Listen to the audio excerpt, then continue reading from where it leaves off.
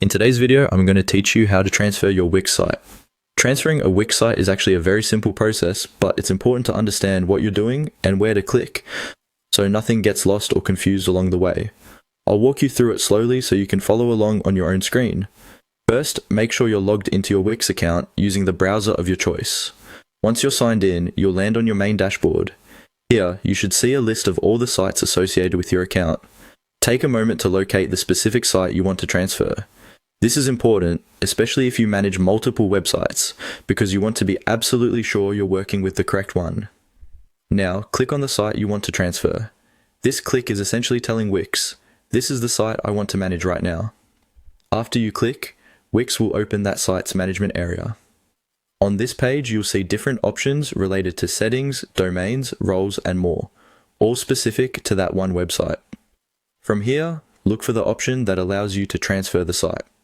Depending on updates to the Wix interface, this is typically labeled clearly, often as transfer site, or something very similar. It may appear in the site settings or under a section related to ownership and permissions. Take a moment to scan the menu options, and once you see transfer site, click on it.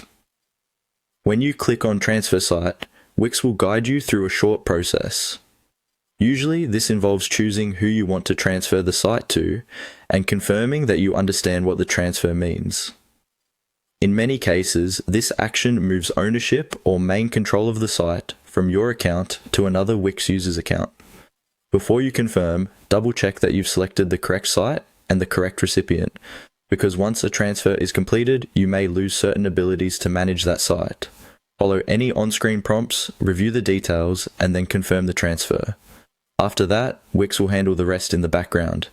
It may take a short time for everything to update, but you should see a confirmation message when the process is complete.